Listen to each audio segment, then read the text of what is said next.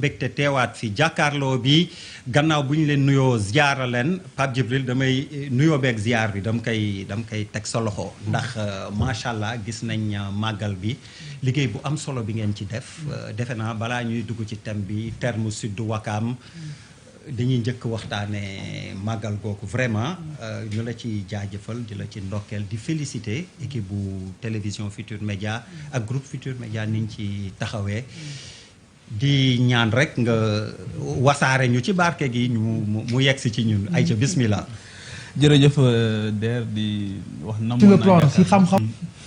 dama foogoon vendredi passé sax dama naroon jàkkaarloo depuis Touba mais bon finalement Touba effectivement c'était le centre de gravité jamono bi yëpp ndax màggal gi ak surtout ci contexte bi nga xamante ni ci lañ ko defee mu nekkoon défi boo xamante ni défi bu mag la groupe Futur Média ci entité am yëpp nag def ci liggéey bu am solo. En termes de présence en termes de contenu surtout collé ci li nga xamante ni moom mooy thème bi nga xamante ni moom lañ tànnoon ren muy xitma te je pense que ne lu am solo la ci guddi yi ñu toll ak fii nga xamante ni fi lañ toll ci Covid bi ñu nekk di wax wàllu résilience di wax wàllu relance suñ ci waxtaanee xitma dafay am solo te xitma du dara lu dul coono bi nga xamante ni rek kenn ku ci nekk war nga koo teg sa bopp ngir gën a mën a jëriñ sa communauté. Donc je pense que ne loolu lañ doon waxtaanee ren sëñ Mountakha Bachir je pense que moom la ñuy delloo njukkal ñaanal ko tamit suñu borom gën ko fee bàyyi di féliciter aussi le comité d'organisation mais particulièrement benn entité bu am solo ren mooy comité de veille d'alerte bi nga xamante ni professeur Lamine Gueye moom moo ko doon jiite avec toutes les ressources humaines dans ce domaine-là pour accompagner li nga xamante ni moom mooy Covid bi ba nit ñi mën ci mucc et je pense que ne c'était une belle illustration aussi de comment vivre avec le virus. Parce que mënoo wax nit ñi vivre avec le virus ba pare nga ne leen du ngeen dund seen ngëm du ngeen bouger du ngeen dem du ngeen dikk donc c'était un test grandeur nature ñu ñaan suñu borom nag crainte yi ñu ci am yëpp yàlla na buñ ci gis dara et que voilà que ça coïncide avec la relance de l'activité économique parce que économie aussi consommation la et ces 3 jours wala ces 2 semaines passées à Touba ku fa ñëw xam ne gars yi jaay nañ bu baax a baax transport bi dox na je pense que am na gars yi def nañ dara ci seen poche yi voilà ña fa teewoon ñëpp daal gis nañu xéewal yi bu baax donc ñaan yàlla mu yóbbuñu ci yeneen événement yi te ñu def ko wane ci ingéniosité sénégalais yi jàll ci leneen. Bouba màggali woon nga wala. Der maa ngi lay ci télé bi nga ko jàpp maa ngi lay nuyu. waaw c'est vrai que mooy profiter di féliciter aussi ñi demoon ci groupe Futur Média wax dëgg yàlla liggéey bi jaar na yoon ñu bëri wax nañ ñu ko. donc vraiment màggal nañ ko ci jàmm parce que ça s'est très bien passé yàlla nañu ko teewe déwén. amiin merci jërëjëf. Papis. waaw di feelu gaa yi li ñu wax rek di ko rafetlu di féliciter toute l'équipe qui a été à Touba di ñaan yàlla li ñu fa ñaan pour sénégalais yi yàlla nangu ko et puis ñu bàyyi ñu fi ay màggal yu bari incha allah ànd si ak sénégalais yëpp si kaw jàmm ak wér incha allah. Charles. waaw Der di la di bu baax a baax ñu ñëpp je pense que on a passé comme benn màggal exceptionnel compte tenu situation boo xamante ne moom lañ xam ren te Pape Djibril Fall dafa am loo xamante ne daf ko fi wax mu am solo lool mooy si wàllu koom-koom nga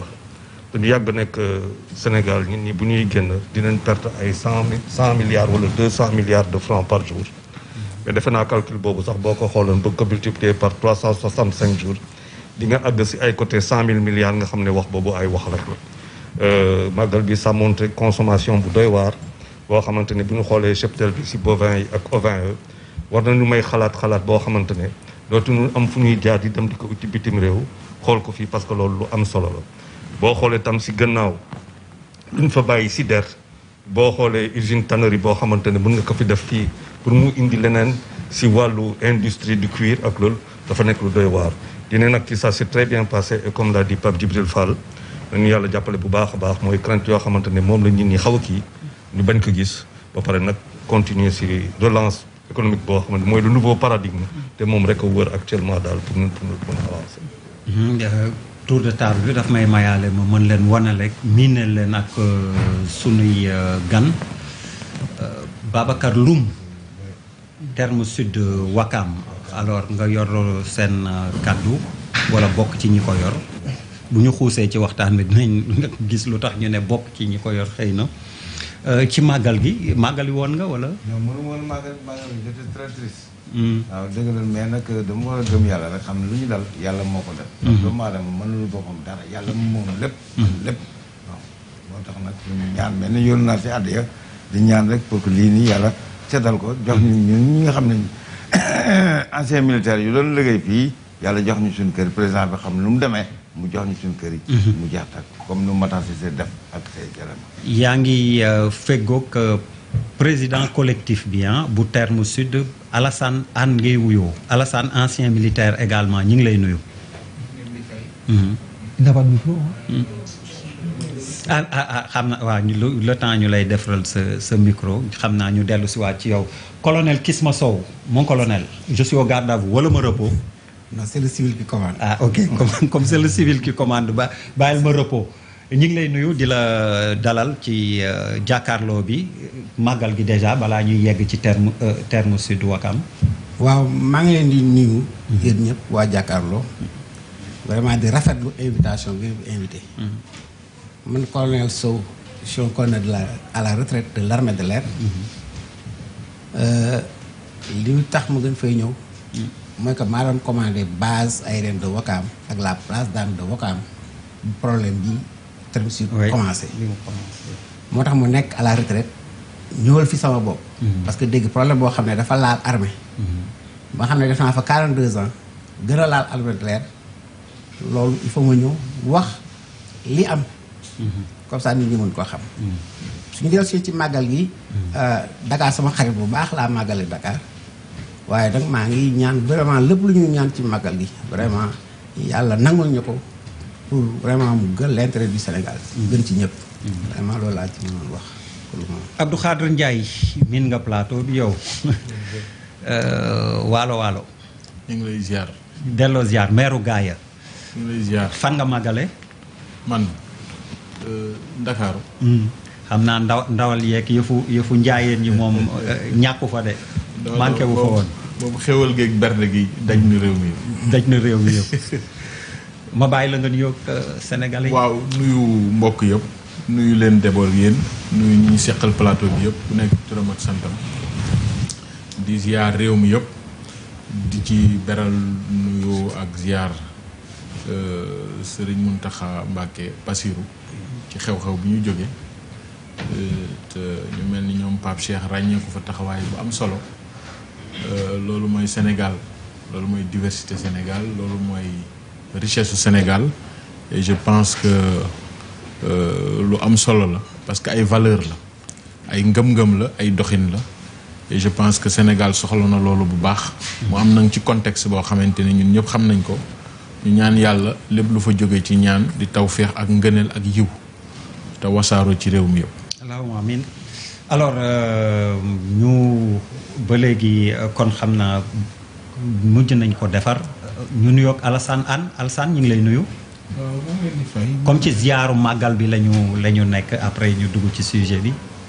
waaw man Alassane Hann maa ngi coordonnateur collectif habitant terme sud. waaw maa ngi nuyu fii plateau bi ku ne ci turam ak santam. waaw di leen jaajëfal aussi ci invitation bi. merci Alassane alors balaa loolu it fii moom gars yi léeg-léeg seen yaram day tàng gis-gis la woon waaye ñoom papis ne nañ ko këlamtikoo sujet boo xam ni coow li bëri woon na au cours de la semaine diggante Mansour Faye ak Ousmane Sonko Mansour Faye Ousmane Sonko ñu jàpp rek ni coow li bëri na lool audience amoon na 2013 amul nii la tëddee woon yaa ko sàkk woon ci man sàkk woo ko ci man coow li lëmbee médias yi ak réseaux sociaux yi alors Bouba yow ci ñi ci gën a sawar a wax nga bokk kon yow laay njëkk laaj finalement mbir moomu yow noo ko gisee coow li am diggante Mansour ak Ousmane Sonko. pourquoi man ma war a ma nekk nit ñi ci gën a sawar. parce que gis-gis la woon. waaye bi nga toogee ba léegi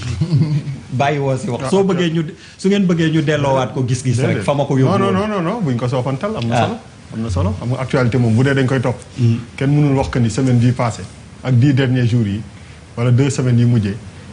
actualité boobu lëmbewul réew mi te comme fi mooy jàkkaarloo moom. je pense que c'est important ñu ubbi ko ni ñu ko jàllaxee rek ma ci xaw a jaaxal xaw nga koo suufeel trop waaye ñun duñ ko suufeel parce que coow li bëri na te bu coow li bëree entre benn ministre de la République ak benn acteur politique. je pense que il faut nit ñi aussi wax ci seen taxawaay donc man lu ma gis moom mooy aujourd'hui peut-être que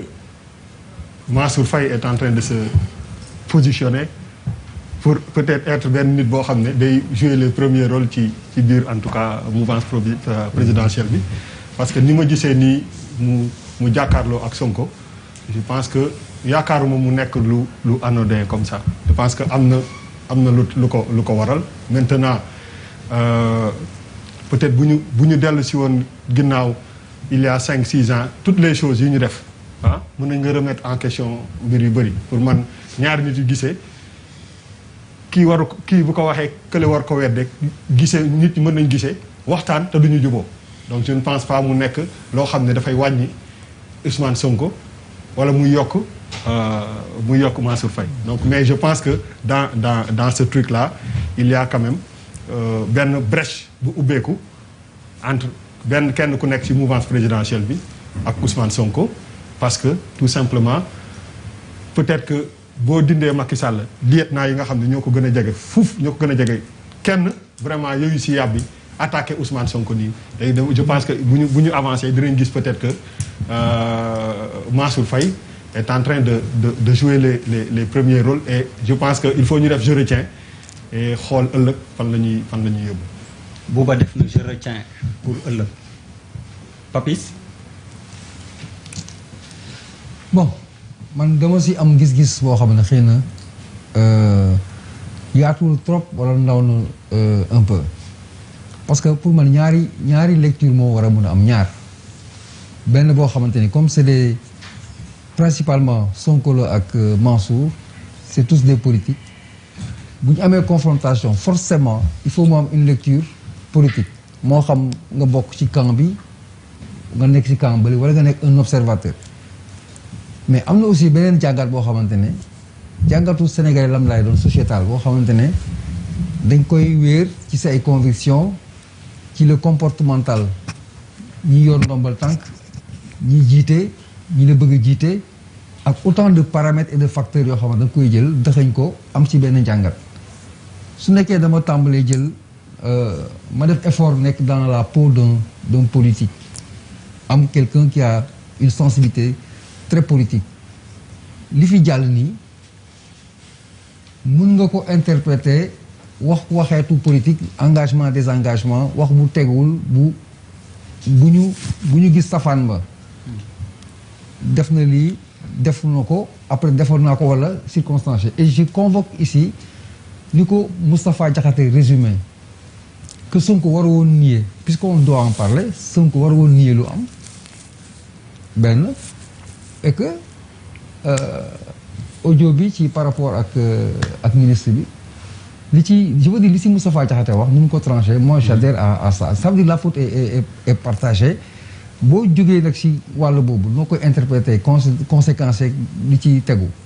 kooku benn aspect la mais mu ñëwaat ci li nga xam ne là je suis à l'aise pour wax en tant que sénégalais lambda ñi nga xamante ni suñu yoon nekk ci politique faru ñu benn camp amuñu benn coloration mais je pense que aujourd'hui Sénégal fu mu toll nii bu ñu jëloon benn débat boo xam ne ça ne concerne que Sonko ak ministre Mansour mais ça c'est des trucs de personne parce que économie Sénégal engagé wul sécurité Sénégal engagé wul mbas mi bon bi nekk fii di ñu sonal engagé wul amul souveraineté amul benn aspect boo xamante ne ça engage le Sénégal wala dans les intérêts des Sénégalais ci loolu c'est un problème de personne ñaar la kenn ku sant Sonko ak kenn ku sant Faye 2 Sénégalais qui se battent même s'il est vrai que am nañ ay particularités du ñu ay Sénégalais lambda mais que Mansour Faye gagné par rapport ak dualité bi ak Sonko wala que Sonko gagné par rapport ak dualité bi ak Mansour mais je veux comprendre ban essence ban importance ban rajout lay am ci man par exemple sama vécu en tant que Sénégalais sur ma santé sur ma sécurité sur mon environnement je ne le pense pas xëy na boo defee ay corollaire interprétation politique dafay analyse di nga xaw a laal moom benn indirectement benn connexion mais je ne le pense pas pour dire tout simplement en résumé que c'est vraiment un débat qui n'est pas fructueux qui ne concourt pas à avancer le Sénégal dans un sens ou dans un autre gis naa ko gisuma ko bëgg naa ko gis gisuma ko ça aurait été d'autres gens xëy na duñ ci taxaw je veux dire que c'est un non-sens man à mon humble avis et que lii vraiment suñu politique yi nañuy tàmmal di def ay feuilleton yoo xamante ni dañ siy gis suñu bopp dañ siy njëriñu daf ñuy aaral daf ñuy fànqal mais pour des problèmes crypto personnels nga xaru ci engagé aussi loo xamante ne amul benn askan bi njëriñ kii c'est un ministre de la République il est là pour tous les Sénégalais si secteur bu mu nekk Sonko il aspire à gérer à être le président le premier des Sénégalais donc nag nit boo demee ba am yenn posture wala yenn ambition yi wala yenn aspiration yi dafa war a am une cohérence avec le comportemental sur le plan ci xam-xam ci éthique ci jikko ci gis-gis c'est un tout parce que jiite ay nit ñu jël ay privilèges yu bëri parce que mosoo fa gis aussi quelqu'un qui dirige et que mu ne je fais tout dans la gratuité il faut que les gens se souviennent de ça il faut que les gens s'en souviennent boo commencé à la première fonction de ce pays le président de la République il a tout kenn bañul nekk président benn moment bu fekkee ne da nga xool neexaay bi dafa bëri lu ci neex aussi dafa si bëri le ministre pareillement c'est des gens qui sont payés ñiy aspirer yenn fonctions yi mais c'est pas de la philanthropie. président dafa neex. mais si mais lu kon bëgg nga ko yow. non man bëgguma ko mais je veux dire dafa neex parce que li ci am ci suukar moo bari c'est-à-dire doomu aadama lu muy aspirer ci àddunaam yëpp mais tout ce qui est matériel tu es à l'abri du besoin matériel mais doomu aadama bu la yàlla suturaale wala cëral la nga nekk à l'abri du besoin matériel mais kooku sawaay kooku amul doomu aadama bu ko bañ xëy na mu nga am yeneen considération noo koy defee ou pas pour dire tout simplement que c'est des fonctions qui sont rémunérées dañ leen di fay du ay ngir yàlla kese am na lu siy am donc bu ñu la joxee privilèges yooyu ñu génnee si impôt Charles comme il le dit toujours tekk si poche Charles jox la mais da nga ko war a mériter man foofu lay waxee donc moo tax ma ne c'est deux approches politiquement que Sonko gagné que Mansour gagné ça c'est pour les politiques et je ne vois même pas l'intérêt quoi si benn côté mais ñun les Sénégalais ça ne nous intéresse pas Charles